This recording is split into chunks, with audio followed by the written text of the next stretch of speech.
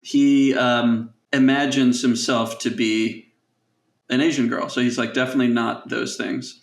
Mm-hmm. Watching him not like make love, but be, pounded in the ass by like 4 people is something that he pays. I can't see that as, he's just having fun. I can't get there. Live a little, man. Come on. And then the gun thing was a huge miscall on my part. Timothy does indeed have the gun. That's what they do is they misdirect because who would think that after so many misdirections? They really intentionally made it seem like it wouldn't be that obvious, and then it turned out to be that obvious. That was well done on their part. What do you think of that? Do you hope to see a redemption arc for him? Do you think that could be his rock bottom and he detaches from his ego and becomes a better version of himself? All right, episode 5, lots of things to say. I guess that's been true for every episode, but this one had some unique moments that I don't think I've ever seen anything quite like it, and a lot packed into this episode. So I don't even know where to start. But I guess before we jump too far in, just a reminder for everyone watching, I know everyone's is tired of hearing the, please like the video thing, but for smaller channels like this one, liking, commenting, and subscribing really helps out a lot and tells YouTube that you think our content is worth suggesting to other people. So if you do enjoy it, we'd ask you to please do that and help us out and show your support. So thanks for that. And yeah, man, where do you want to go first? There's a lot to cover. Probably no particular order, but what do you like first? Let's start with Jaclyn, Kate, and Laurie and what they did. It went a different way than I expected to. I really thought something bad was going to happen, and the worst thing that happened was Jaclyn cheating on her husband. I thought someone was going to get kidnapped or something bad was going to happen because they really built that up, and they kind of held the tension for a long time, not letting you know what was going to happen. And it did fall a little bit flatter compared to my expectations, but I think it was a very well-written evening for them. Yeah. It went exactly like what I would have expected. It didn't surprise me in any way because Jaclyn was looking for a crazy night. She got a crazy night. She got to hook up. She got to see her friends get a little crazy. She wanted Laurie to bust out of her shell. Laurie totally did. Yeah. Kate did not. Kate did not, which also was not surprising because she is a good Christian woman who goes to church, and she didn't mess with that. That would have been scandalous. I don't think anything scandalous happened. Something except actually for the affair. Well, do we know that Jaclyn is married? I couldn't tell if that was a boyfriend or married. It seemed like she described herself as being, in a relationship with someone that both Laurie and Kate had either met or knew about for a while. So there's something established there that she's going against. And the turning point was him not returning her calls, and her imagination running wild and causing her to kind of spin out. So I think it's important enough that bothered her. Yeah. But I didn't get the sense, this is not, at least to my knowledge, a woman that has like a long-standing husband and kids or something like that. We haven't heard anything like that. I really get the sense it's like a Hollywood relationship, which, I think of as a little bit lower than just a solid long-term relationship in terms of commitment levels. Not saying he would like that, but he's also off doing whatever he's doing and not returning calls. And, that's sort of part of the culture. Maybe he's doing a sex scene. We don't know. He's an actor. So I don't know what actors and actresses have to go through. But that didn't surprise me either because she was really lusting for power the whole evening. I was really struck by her making eyes with the women who were watching, trying to say, look, I've got this guy. I'm the one that's out on the dance floor having fun. You're not. Yeah. I was surprised by that scene. I couldn't tell at first I was like, are these the three of their girlfriends or something that are watching them, or are they just random people that are looking and commenting? I was very confused by that scene and how obsessed she was with being watched by them. That just is something I can't relate to. And I was like, what is happening right now? I couldn't figure it out. Yeah, it felt like a little bit exaggerated for what I thought would be real, but basically I saw like a big theme in this episode of age slipping away, maybe age and youth slipping away. And we often had the contrast of the crazy night of partying between Jaclyn and Kate, and Lauchlan and Saxon, and what they were doing. And even with them, like there were older women involved, and the older, like the people that are middle aged, acted middle aged in many ways, with one exception, Jaclyn. Jaclyn still feels like she has permission to live in the land of the young, and that's partly Hollywood. The others don't. Kate kind of knows that she is a more proper person, and Laurie was talking about her legal job at the end. Like, that's really who she is. She's an adult. She can't hide from it, even though she got to slip into the world of the young a little bit, and that was cool, and I'm kind of happy for her. Yeah. Yeah, I it feels like Kate was portrayed as the oldest one. She's like, we're old ladies, we're old women, and Jaclyn firmly rejected that. But it kind of seemed like Laurie was the most fun, the most like naturally fun, and Jaclyn was just trying to feel fun and feel desired, and Kate just wanted no part of it. So there's an interesting like spectrum going on there between them, where Kate would have been totally fine going to bed at 9 p.m., going home, doing none of those things. Jaclyn is kind of doing those things maybe for the wrong reason, and Kate seemed like the most, or not Kate, Laurie seemed like the most genuinely fun person out of the group. But it did end with her speaking about her job as a lawyer, which was an interesting juxtaposition. But she was pretty wild and seemed to be enjoying herself, and not for any other reason than that's what she wanted to do. Yeah, exactly. That's why I really like how it was written. There's one thing I admire about the show that I've mentioned is that it felt right to her. Like, she's basically a bit confused. Like, she doesn't feel like she has permission to go out and do that most of the time because she's an adult. Yeah. But now she's on this girl trip, and even then she's, a little unsure of what she's going to do. She's kind of just hanging out with her girlfriends. And when pushed by Jaclyn for Jaclyn's own, I would say, sort of selfish and power lusting reasons, or kind of female sexual competition reasons, and wanting to feel good about herself kind of reasons, she was like, hey, I'll be here and take advantage and have fun. And she got drunk enough that she came out of her shell, and I think she'd probably look back on it as a fun night, but then keep on being a lawyer and trying to be at the top of her firm. Like, that's kind of where she is in life.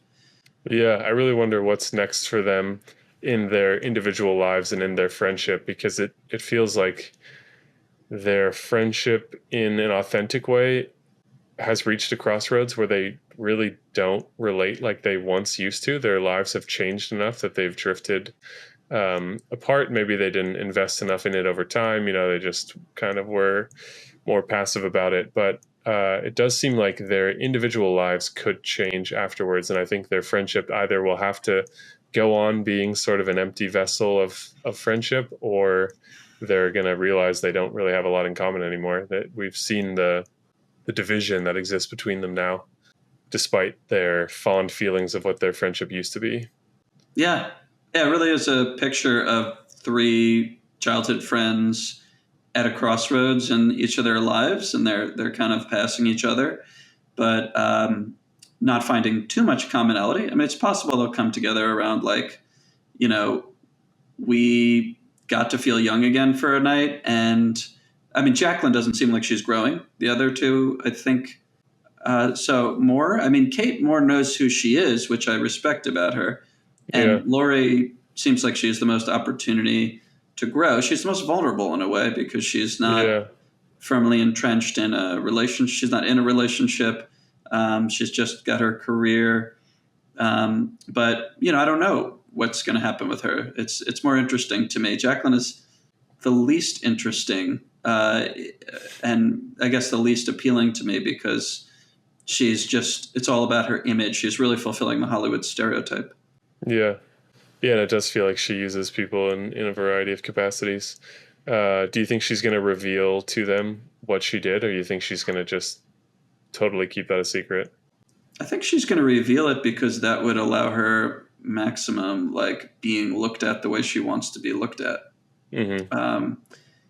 If she could get more juice out of it by telling only Kate, like, oh, I kind of slept with the guy that, Laurie kind of had an opportunity with. Well, sorry, girl, you lost your opportunity, so I took it.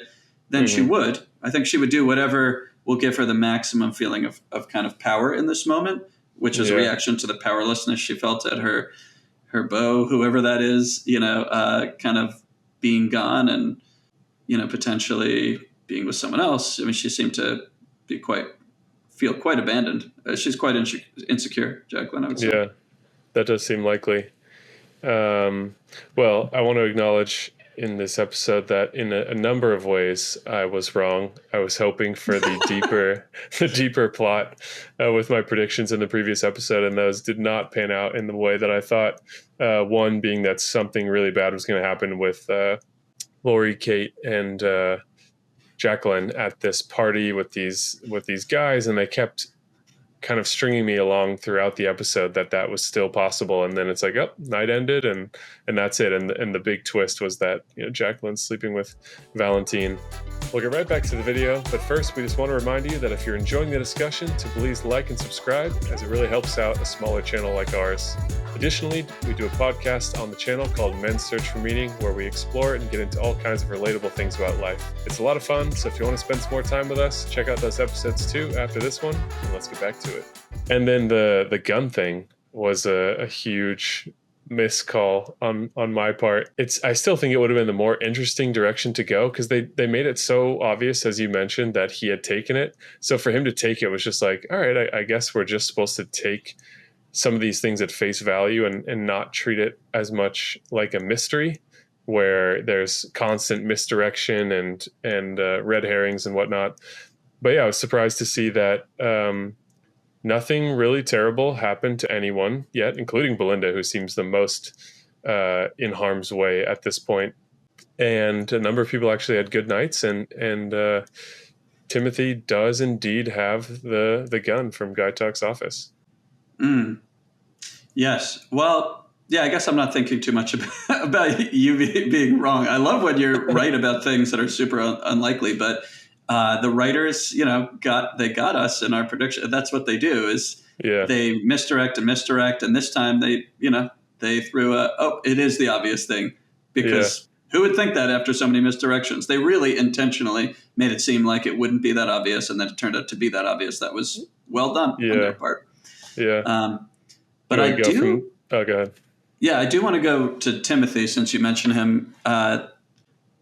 So there were so many big contrast themes. There was middle age versus youth, and I'm trying to think how I would characterize. Let's actually go to the conversation with Piper when she said that she wanted to study at the meditation place. What is it called? Yeah. Monastery or meditation center. Yeah, that's right, the monastery. They almost hit that note too hard when she was like, why would you want to live in Taiwan? Yeah, like, I almost wish she just forgot how to say Thailand or something like that. But it's like, Taiwan, does she really not know the difference between Taiwan and Thailand? But anyway, it was such a cultural clash. She was basically saying, why would you not stay within your culture? And Piper was saying, I specifically don't like it. I'm part of the new generation, and I don't want to be a conservative, rich family that goes to the country club like you guys. I want to do something new and different and interesting. And it's like, that's a tale as old as time. The young member of the family wants to go out and differentiate themselves and try something new. And probably later in life, Piper will find that there are some things about her that are conservative and maybe a little country club, but, maybe meditation and Buddhism is a major part of her. And she's in a naive phase of life. Like, we don't know. But because you're in a naive phase of life when you're young, it doesn't mean that you're wrong when you try out something. She's trying out something. I feel good for her. Yeah. It seems like the right move. And her mother is just such a dummy in many ways. She doesn't understand that this would be appealing, and she needs to let her daughter be free. Yeah. And even Timothy seems to understand that at the same time as being just completely personally overwhelmed to the point that he cannot participate in conversation. She's Right. like, why is she reacting like that? And he's like, I think she just can't wrap her head around it, which, it's unfortunate the position he's in, because he seems like he has the capacity to be a better parent and a more understanding person that can support, someone, a child of his growing into the person that they want to be, or exploring who that is, instead of just accepting the life that was passed down to them, which it sounds like is what Victoria had done. She's like, oh, this is the life you've been given, and that's, you should be grateful, and that's what you should do. It's kind of like someone who decides to not continue the family business, and it's like, we've been cobblers for 7 generations, and it's like, well, I don't Yeah. I don't want to do that. And so it's an interesting predicament, because on one hand, you can understand, I think Victoria, to the best of her own ability, was a good parent, and she views herself perhaps as objectively doing better than she did, for overall well-being and adjustment. But yeah, she just can't wrap her head around someone wanting to differentiate from the life that they were given, and the life that she herself feels attached to, or feels fondly of. But there was an interesting piece at the end, which was her being worried about how other people would respond. So it wasn't even just her own personal belief system. It's, she's uncomfortable with someone coming to their own conclusions, thinking she's a bad parent because her child deviated from the norm of whatever culture, whereas Timothy seems more understanding despite his other significant flaws. Yeah, well, that's very in her character. I mean, she's basically saying, culture is about what everybody around you does, and you do the same, so you fit in, and everybody feels comfortable. Yeah. And she is basically saying that, like, wait, you can't do something different, that the people at the country club would be like, what is she doing? Yeah. So yeah, I feel like that scene and that family, that this episode represented, almost like a theme of like stasis versus freedom, kind of like staying locked into something. And forgive me for needing to neatly divide the themes up into contrasts, but I really felt it was they did themes in a very contrasting, like big opposite kind of way this time. Yeah, I'm sure that's intentional because of how much they like to explore human sociology, and differences between people. And that's probably a big reason why every White Lotus hotel we're visiting is in a different country. And it's largely Americans visiting those locations. They're really showing cultural clash across different ages, across genders, across socioeconomic statuses, and all those kinds of things. And it's very well done. So we ended this Ratliff family chapter with Timothy, I would say, fully prepared to blow his brains out on the patio of his family's suite in Thailand. He ultimately doesn't. I'm not going to say chose not to, but he ultimately doesn't, because he's interrupted, which is something we've seen a lot in movies and television, where it's almost like he was saved by Victoria, just based on timing, even though it could have been totally coincidental. But yeah, what do you think of that? Do you hope to see a redemption arc for him? Do you think that could be his rock bottom, and he detaches from his ego and becomes a better version of himself, almost using Piper as like a role model of like, wow, you can just step away? Because he was exploring all the pressure he's had on him, from the very beginning. Like, his parents, it sounds like, put a lot of pressure on him to achieve things a certain way, and he did that, and look where it led him. And he might actually take a page out of Piper's book, literally and figuratively, and change. I really think that could happen, and I would like to see that for him. There'd be something nice about that. Yeah, I wondered whether he had any growth arc, and this episode truly delivered that. He went from, I'd say, starting out as an impenetrable force of just sort of masculine achievement and power, and not a very nice man, not a very open or welcoming or kind man, and went to a human who represents, I think, a big masculine problem very well. I related a lot to him. when he's like, people don't understand the pressure and the expectations that I've had on me. I only wish he could articulate it better, but I wouldn't expect his character to do that. He was born into a family of exceptional, high achieving, powerful people. And he was expected to be that way from day one. And he didn't end up as successful as his grandfather or father, which is, how could you be as successful as those people the way they've been drawn, especially someone that was like a governor. But not only did he not end up that successful, but he tried to get a little more successful than he was through a dirty deal. And it blew up in his face, and it actually made him into a complete and utter failure, at least in his mind at this point. We think, his assets are frozen and he's about to have nothing. So I can understand that he's never had a fall from grace like that. And he's always been expected to be more successful than he even could be, even though he's very materially successful and he has a family and all those good things that Victoria focuses on. But he's really, he's finally like looking right in the eye of everything that he was asked to be and saying like, at this point, I would just take a free life. I'm not even a free man. I'm going to be taken to jail after this and I'm not going to have money. Yeah. I'm so curious to see what's going to happen.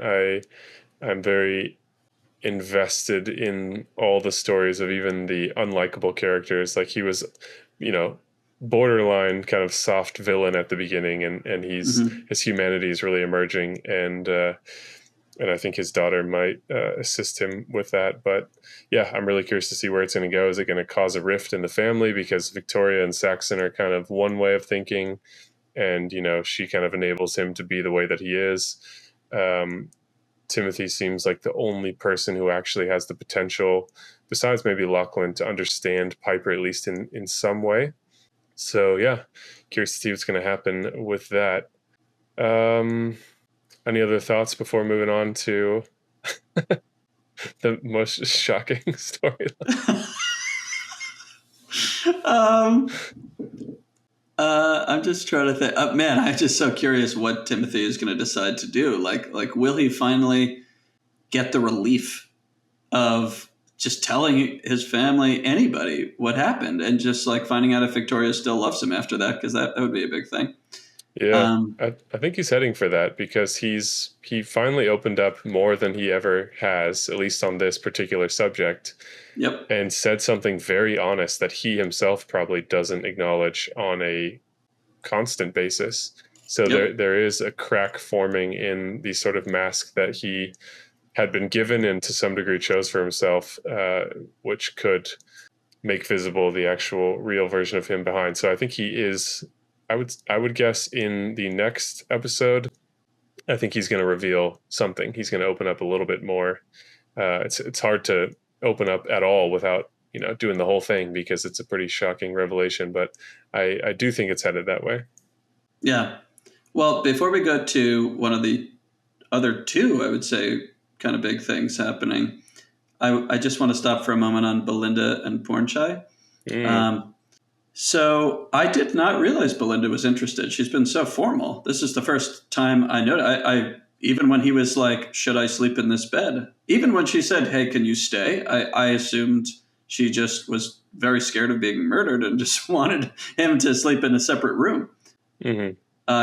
Were you that surprised or were you like, no, I feel like I've read that on her. Not from the very beginning. I won't say that much because at first they were just working together in a regular capacity. I think it was once he came in shirtless and she was kind of like didn't know what to say that I was like, oh, there's something going on there. And then they reinforced it in subtle ways after that. So, and I was more surprised that he was into her, I guess, because she lets a little more of her personality shine through, whereas he seems a lot more formal about his job and duties and whatnot. So when he was like, I have good dreams, or you dream about me, I dream about you. Yeah. What that line was, I'm like, okay, he's interested. She's demonstrated to some degree her interest. So when she was like, "Can you stay?" I was like, "Oh, okay." And then the whole, bed thing was just like, to me, demonstrating her awkwardness about leading. Like he seemed uncomfortable leading, and she was interested enough that she wanted to make it happen. So that was her best attempt at going there, and it was a bit awkward. But it kind of worked for them. Like they're both a bit awkward, but they do work in an interesting way that I'm a little bit curious what's going to happen.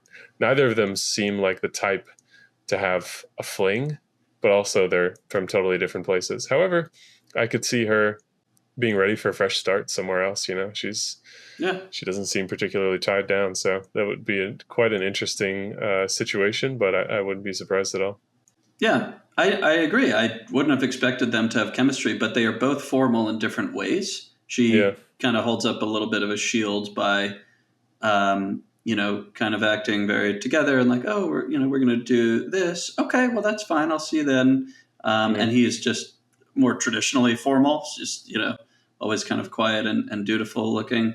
yep. But I found it very cute the way she was like, well, you could stay here or there, There's whatever you room. want. There's room in the bed, or there's room in that bed. I found it very endearing.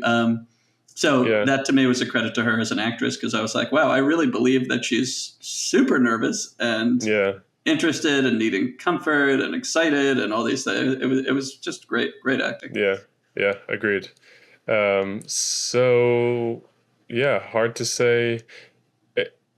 I want to say it's possible that it didn't actually happen. They just want us to think it did, but I've been wrong basically every time I've thought that. So I'm going to go with it happened. They hooked up, and do you remember how long she's there? Is it a month or is it 3 months? I thought it was a surprisingly long time, like 3 months, but that seems a little too long. Yeah. Gosh, I don't remember, but I remember it being like a nice amount of time. I thought it was 3 months too, actually. Yeah. Okay. So it might be. So they're pretty early into it. I don't think we've even been through a week yet. And from my recollection, I think the White Lotus series does kind of follow a 1 day per episode thing. Like you're on a 1 week vacation kind of a format. So they're going to have a lot of time to explore their compatibility and potentially make some life-changing decisions if she survives long enough, because she's definitely when Fabian very very I can't think of the right word. He pointed out that, Gary's very interested in you. And he kind of took it as a romantic lead with a rich person. And she's like demonstrating her concern.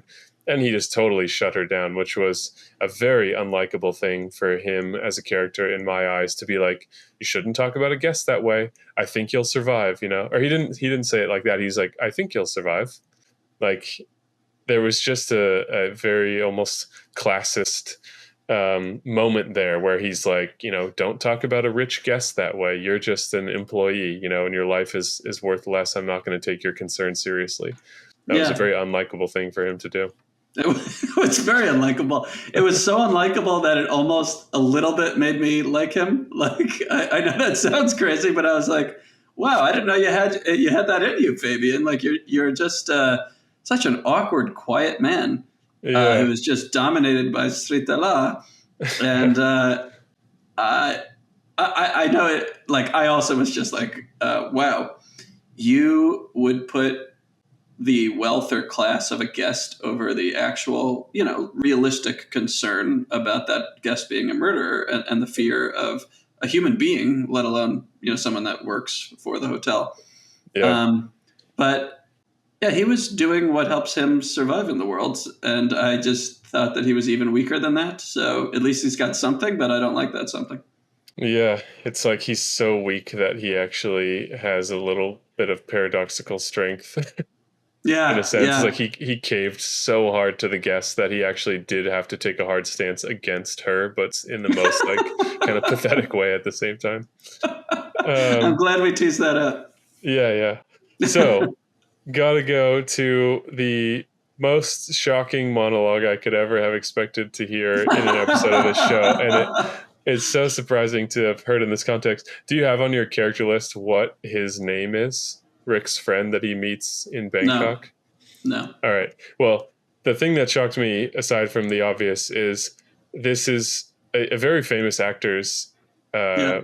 probably single, maybe 1 or 2 episode cameo. I guess it's hard to say at this point, but and that's his role. It's just the guy who went from, being a partier to just being pounded by strange men pretending he's an Asian woman. I was like, holy shit.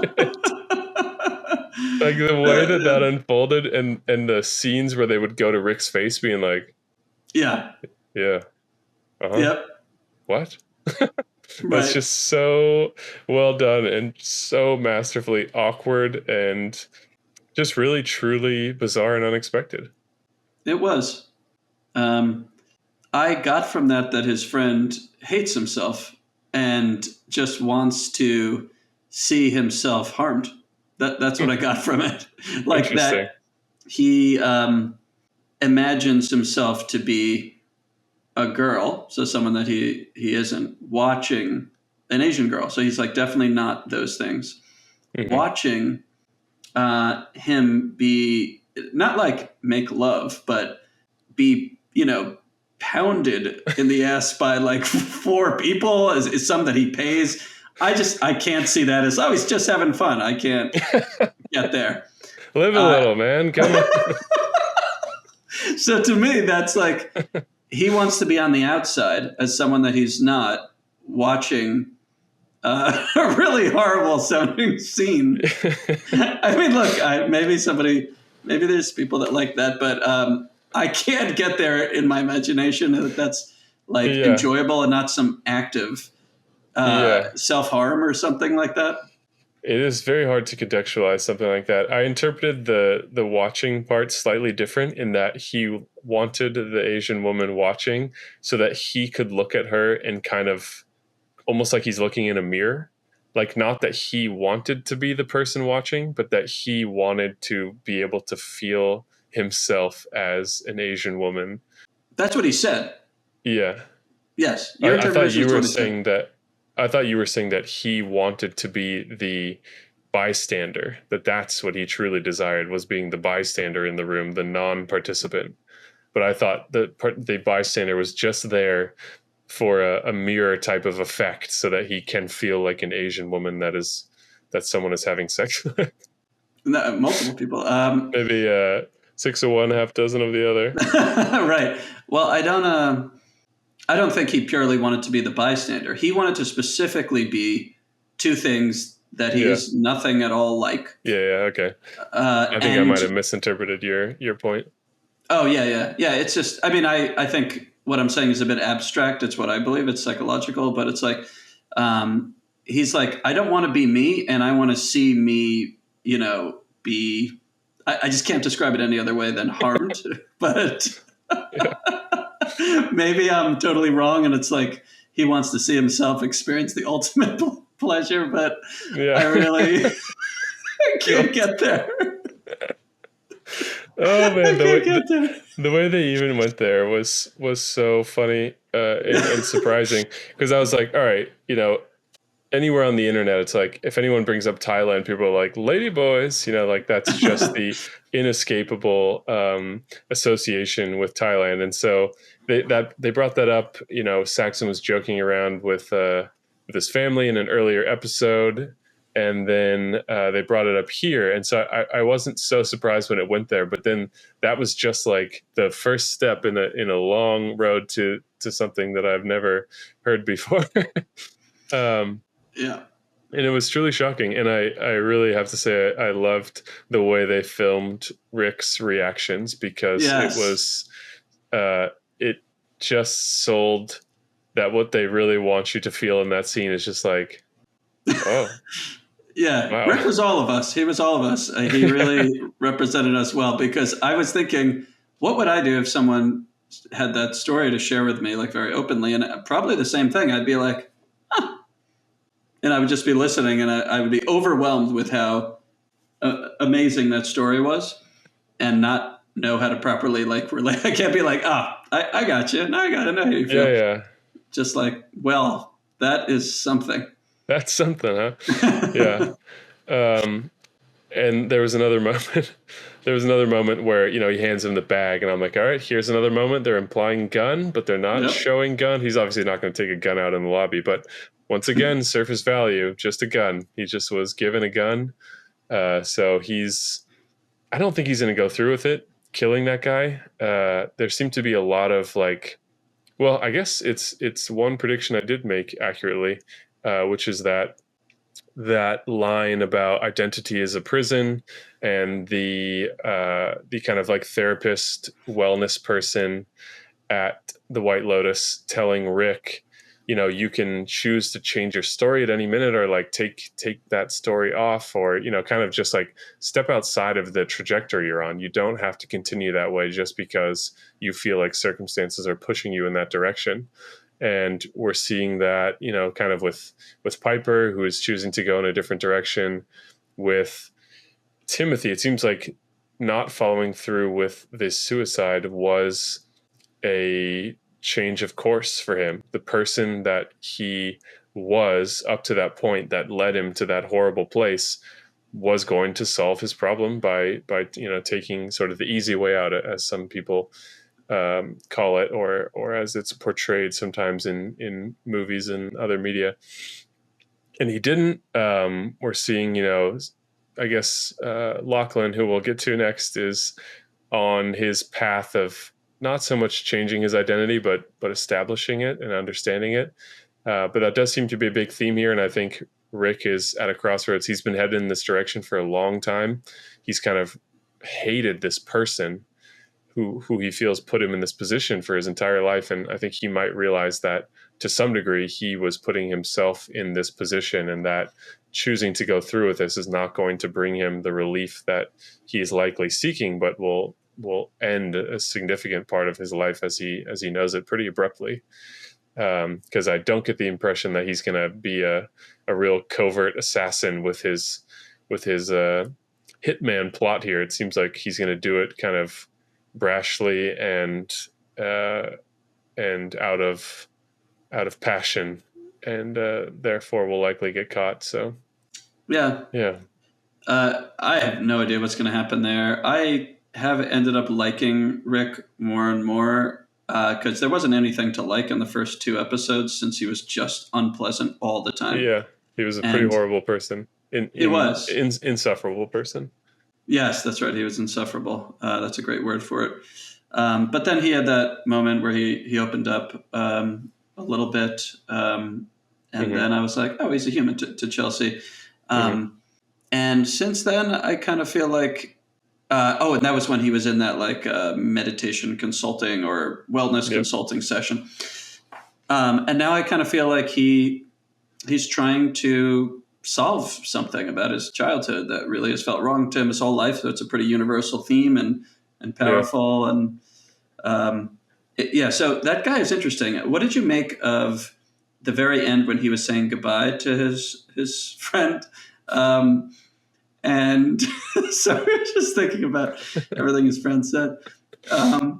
And he said, hey, I may need you to do a favor for me, just a quick role play thing kind of thing. It's like, what does that mean? Like he would pretend to He wants him to dress up like an Asian woman so he can make sweet love to him. That's possible. It's funny that they use the word role playing after what we had just been put through in that scene. I think that was really a well-crafted line that I'm sure was intentional, and someone probably laughed when they wrote it. Yeah, I think so too. But I'm just trying to picture what that means, because it's not like I've ever heard someone use that in the context of, can you help me out with a possible murder? Yeah. The idea, can you role play?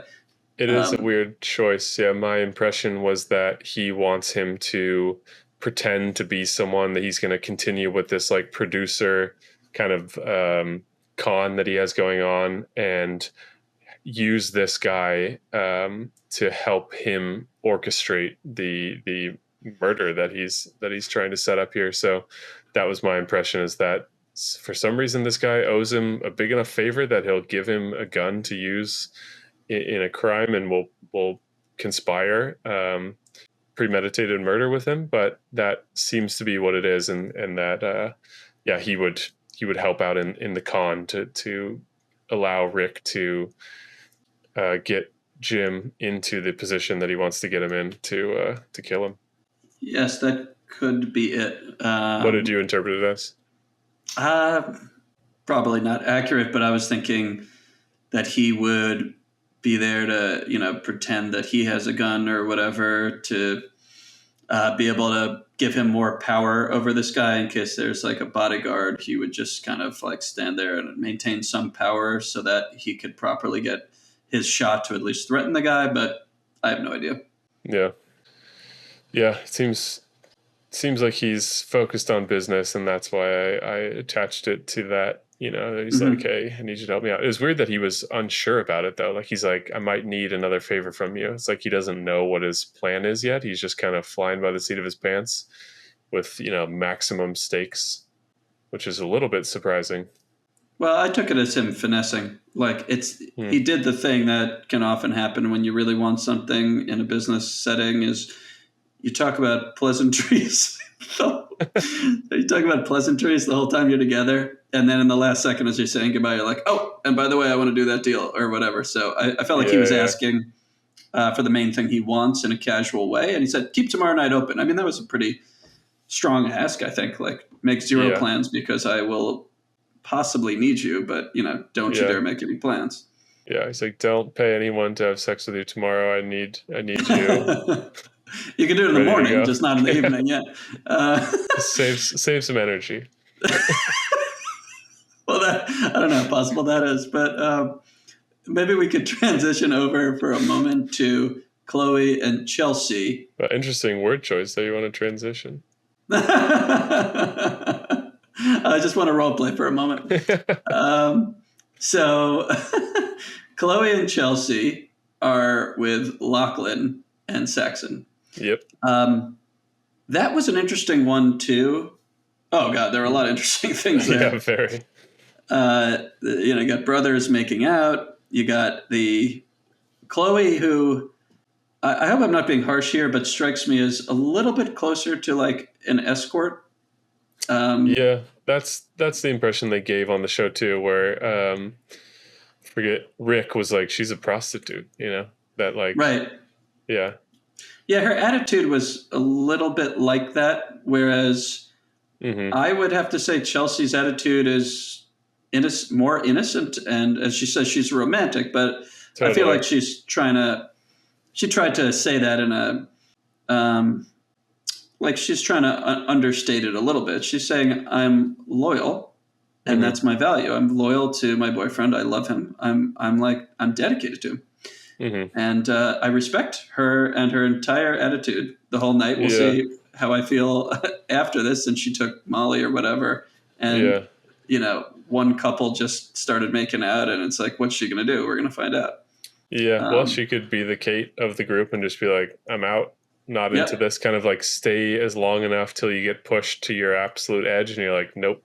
I tried to go along with this, but I'm not going to go. And I think that's what's going to happen. I think she's portrayed as too like pure of a character. And I think they're, you could argue on one hand that they're making her like a codependent personality.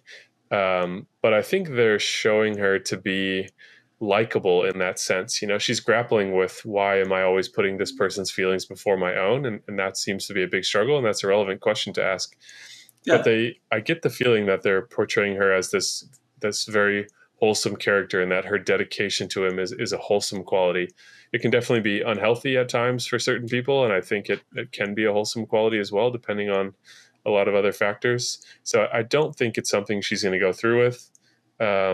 But she is grappling with it, and I think that's ultimately healthy for her. I think it will probably lead to if they stay together, a better balance point between them, because things are pretty unbalanced to her detriment, and that's ultimately not fair for her as a caring, good-hearted character.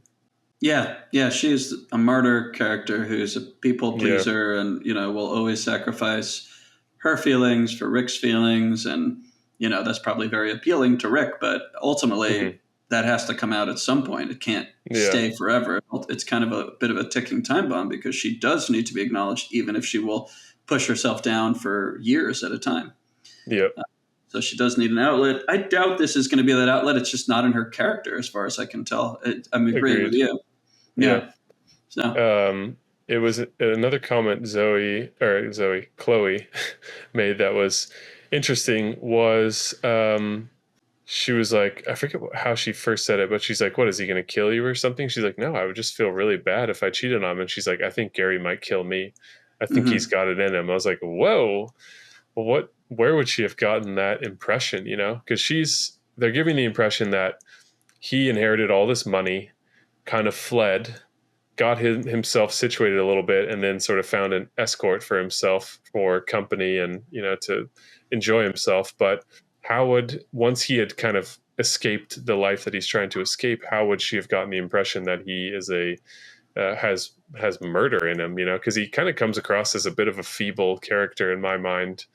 He's kind of like a gangly older man who doesn't really look very tough, and I guess he hasn't been tough. He's paid people to do things for him, which is not really very tough, I guess maybe that could be the impression she's getting, but I just wonder where that's coming from is what I'm trying to say, where she would have gotten that impression. So I hope they disclose that to us. I feel comfortable that I know where she gets that from, in that I just see it as her feminine intuition.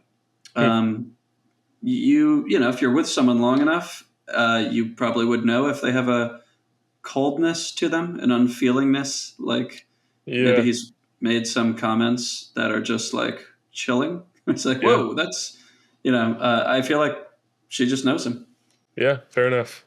And she seems like the kind of person that doesn't have a lot of skills, but the skill that she probably does have is reading people, even if she isn't great at describing what she knows. So I think that's exactly what you're talking about, a particular power of intuition, because she's kind of a dum-dum as well, like she just kind of finds a way to cozy up to people who have something going on, and that's her way of having the comfortable life that she wants. But she doesn't strike me as a particularly smart or capable character, except that maybe she does have a skill for reading people if she's been an escort for a while, or perhaps it's just the way she was born or brought up.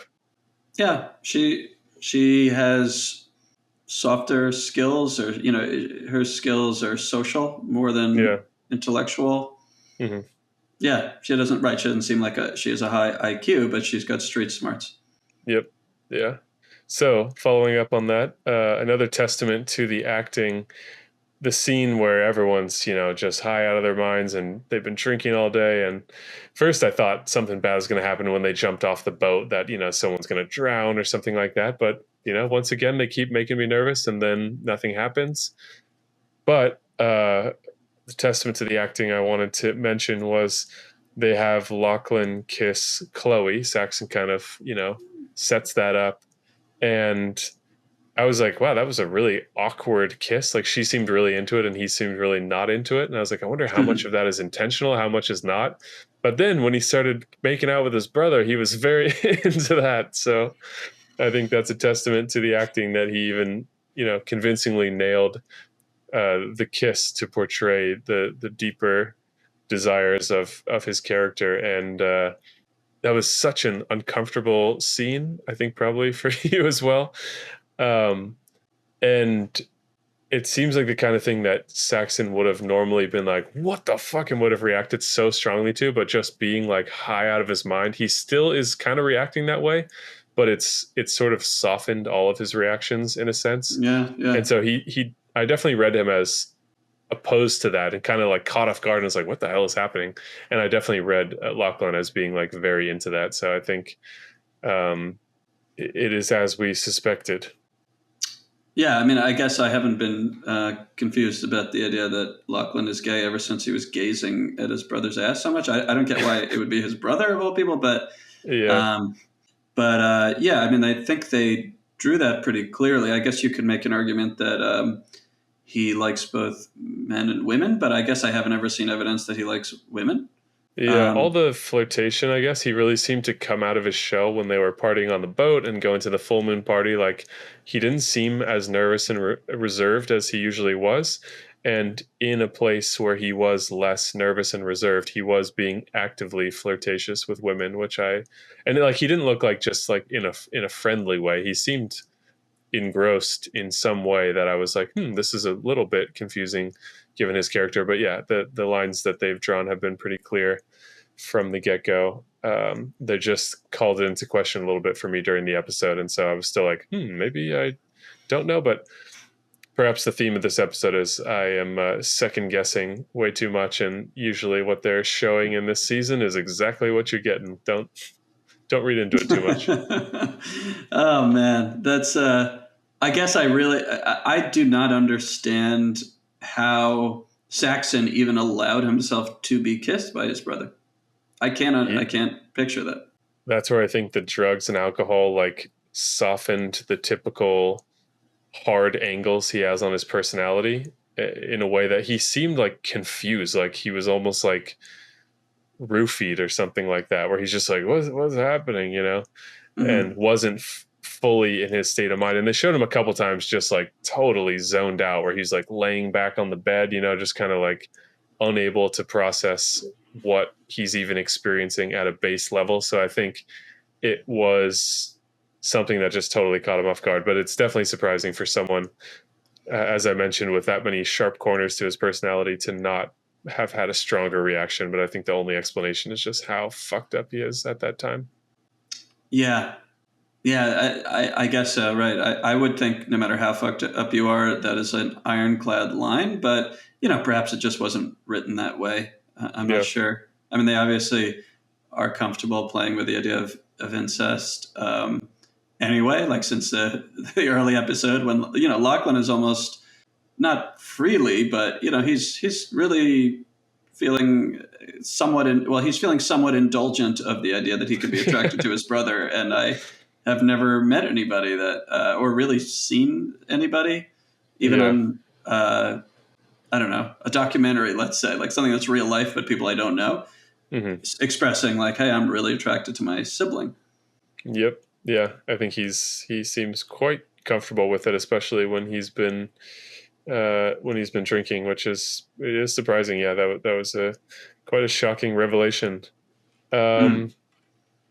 So I think we touched on all the big stuff. I guess I can't say there's anything I'm most curious about. There's a lot of very compelling storylines going on, and I'm nearly equally invested with all of them. So I'm very much looking forward to the next episode. I really hope that there's more than just one or two episodes left in the season. I don't know exactly how many there are, but in typical White Lotus fashion, I'm fully on board and really enjoying the show as it's written and directed and acted. It's just such a masterful trifecta of various talents all coming together. It is indeed. I am super excited. I really hope there's a few more episodes. Like, in a way, I'm super excited to see resolutions to things, and I really want to see once Belinda's son arrives. Zion, is that his name? Yeah, Zion. Once Zion arrives, at some point soon, we're going to get that scene that we saw in the very beginning. Yeah. And what the hell that's going to be. I can't wait to just find out, but I don't want it to get close to ending either, because it's just it's such a masterful show, and I really am enjoying watching the characters and seeing how they evolve. Yep, totally agree.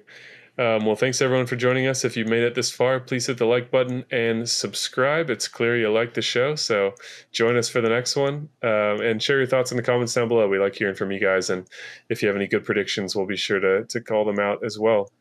And as we mentioned before, we have a podcast on the channel called Men's Search for Meaning, where we get into all kinds of relatable facts of life, and we have a lot of fun doing it, so we think you'll enjoy that as well. So thank you guys so much for watching, and we'll see you in the next one.